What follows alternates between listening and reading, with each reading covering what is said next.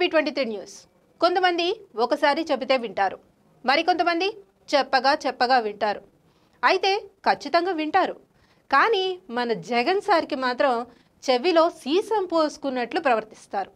ఎవరు ఎన్ని రకాలుగా చెప్పినా కూడా వినరు సరికదా, ఏదో ఘనకార్యం చేసినట్లు నవ్వుతూనే ఉంటారు. ఏంటో మరి ఆ మనిషి ఏమనుకోవాలో ఎలా అర్థం చేసుకోవాలో కూడా ఒక్కోసారి అర్థం కాదు. పోనీ ఈయనతో మనకెందుకులే పక్కన పెట్టేసి ప్రజలు కూడా ఆ వ్యక్తితో ఎందుకులే అనుకుంటే నేను విన్నాను అన్నట్లు మళ్ళీ ప్రజల మధ్యకు వచ్చి ఏదో సాధించేద్దామని మాటలు చెప్తారు. అసలు ఆయన ప్రసంగాల్లో చెప్పే మాటలకు అక్కడ జరిగే పరిస్థితికి కొంచెం కూడా పొందనుండదు. ఈ విషయం ఏపీలోని చిన్నపిల్లలకు కూడా తెలుసు. అంత దారుణంగా ఉంటాయి వైఎస్ జగన్మోహన్ రెడ్డి మాటలు.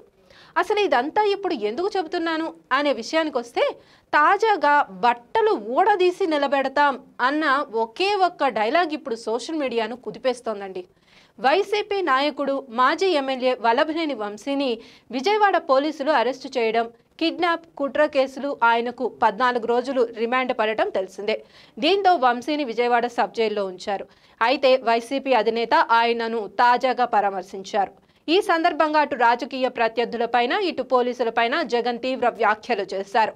వంశీపై అక్రమంగా కేసు పెట్టారంటూ కామెంట్స్ చేశారు.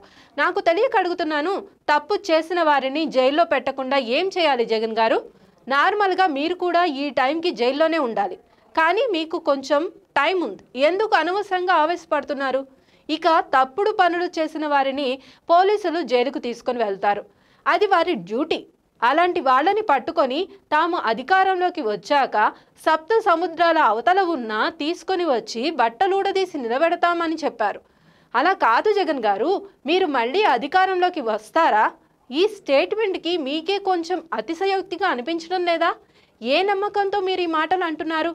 సర్లే పోనివ్వండి, ఏదో ఆత్మసంతృప్తి కోసం అన్నారు అనుకుందాం. కానీ ఇక్కడ మీరు ఒక లాజిక్ మిస్ అవుతున్నారు. 5 ఏళ్ల పాటు అధికారంలో ఉన్న జగన్ చిన్నదానికి చితకదానికి ఆవేశపడుతుండడం, తీవ్ర వ్యాఖ్యలు చేయటం వంటివి సమంజసం కాదని రాజకీయ మేధావులు సైతం చెప్పారు. మరోవైపు సోషల్ మీడియాలో జగన్ చేసిన వ్యాఖ్యలపై తీవ్రంగానే కౌంటర్లు పడుతున్నాయి. అయినా కూడా ఆయనకు మంచి చెడు అర్థం కావట్లేదు. ఎవరి బట్టలు ఎవరు ఊడదీశారో తెలుసు కదా అంటూ నెటిజన్లు కామెంట్లు చేస్తున్నారు.